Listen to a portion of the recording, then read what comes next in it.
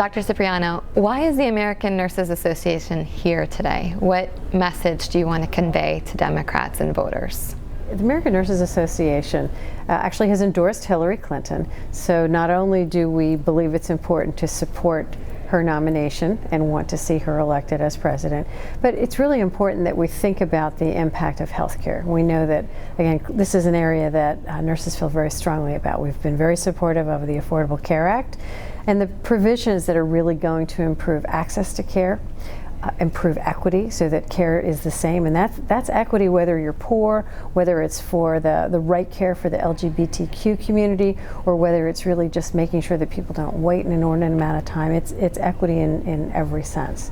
What specifically do nurses do in prevention? Nurses actually were some of the first to be able to focus on prevention. Before, there were lots of hospitals, and that includes everything from looking at how do we take care of babies when they're born, how do we make sure they have healthy nutrition, how do we help moms breastfeed their babies, how do we make sure that our homes and neighborhoods are safe, how do we teach people about a healthy diet. So nurses can cover many of these issues, but also, again, more importantly, what's crippling so many people in the country and crippling the system from an economic perspective is the chronic illness.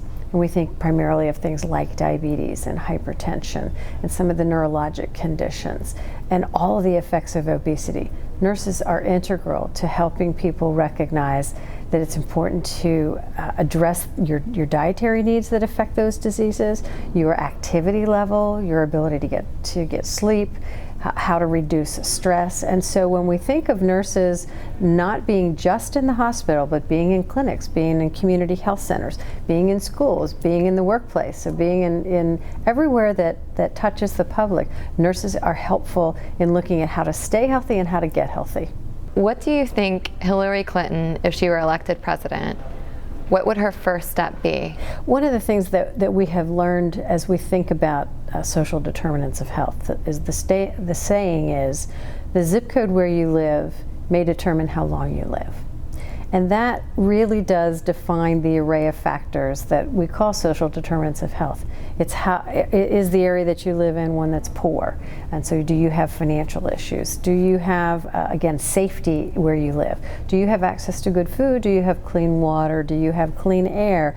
Do you have transportation to get to where you need to access, again, groceries or healthcare providers, those kinds of things. So when we look at all of those and we think about how a Clinton administration would address those, absolutely. We know that the inclusiveness of looking at what's needed to make sure that people who are in poverty or who are traditionally underserved get the care that they need. One of the programs that we know individuals get more care when they can't afford it is through our community health centers, the federally funded centers. If you look at Medicaid expansion from the Affordable Care Act, a significant part of that is really, again, dealing with people who would be underserved. The Clinton administration is concerned about the environment, which transcends to our cities as well as our rural communities.